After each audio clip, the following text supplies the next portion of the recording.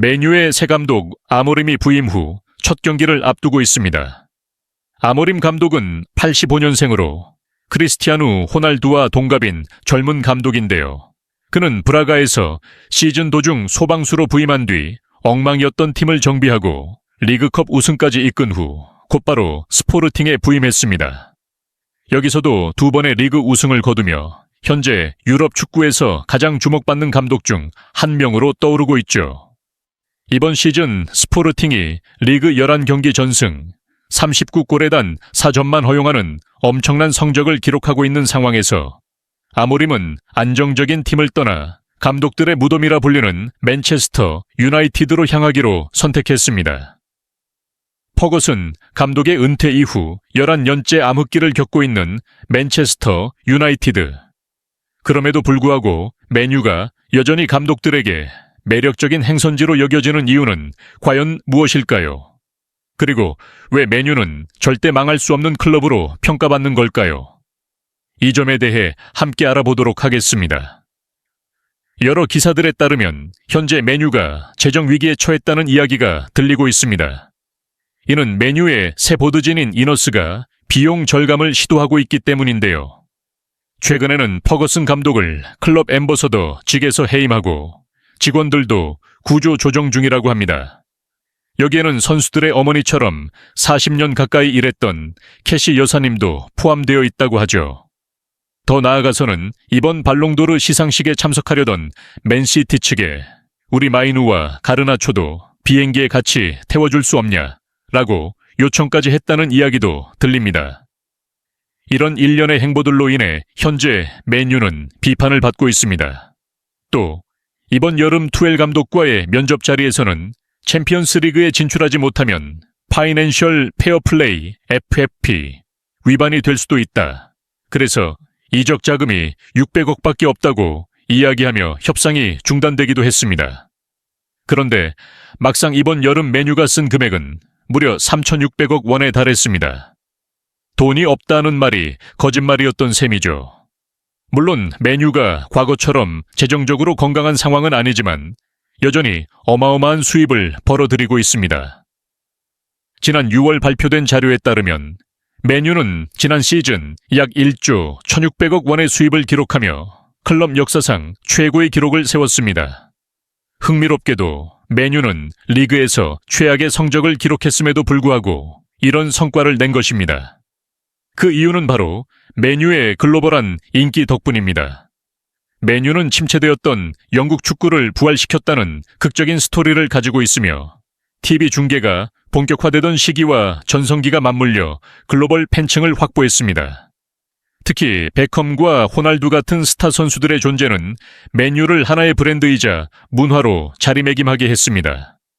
또한 박지성, 카가와 신지 같은 아시아 선수들의 활약으로 아시아 전역에서 충성도 높은 팬층을 형성하며 글로벌 마케팅에도 성공했습니다. 이로 인해 현재 맨유는 여전히 국내외에서 가장 인기 많은 구단 중 하나로 자리하고 있습니다. 인스타그램 팔로워 수는 약 6,400만 명으로 레알 마드리드와 바르셀로나에 이어 3위를 기록하고 있습니다. 또한 유니폼 판매 수익에서는 레알 마드리드에 이어 2위를 차지하며 지난 시즌 유니폼 판매로만 약 3,600억 원을 벌어들였습니다. 이처럼 막대한 인기를 기반으로 맨유는 늘 리그 최고 수준의 스폰서십 계약을 체결해 왔습니다.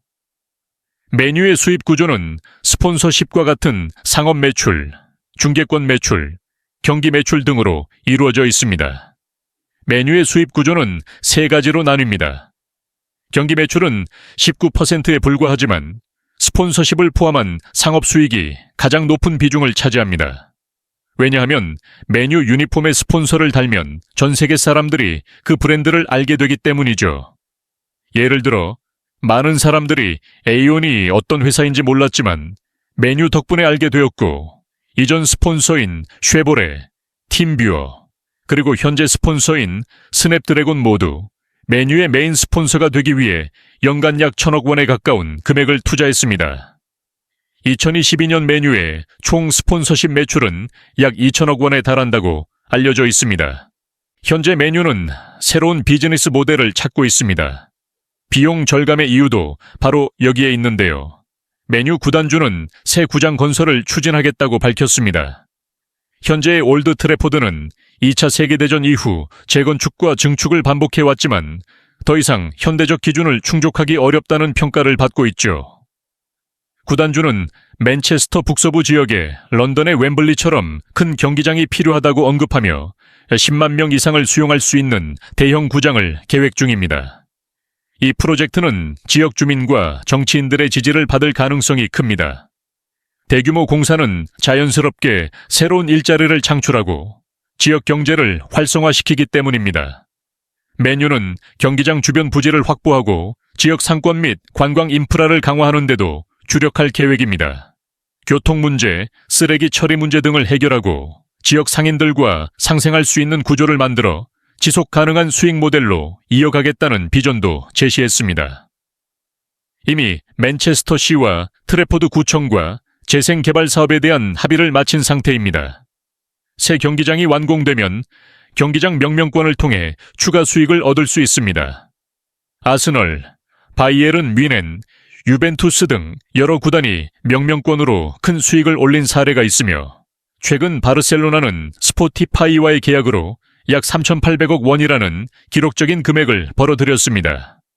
맨유의 상업적 영향력을 고려하면 새 경기장의 명명권 계약은 역대 최고 기록을 세울 가능성이 높습니다. 한편 맨유 보드진에도 변화의 바람이 불고 있습니다.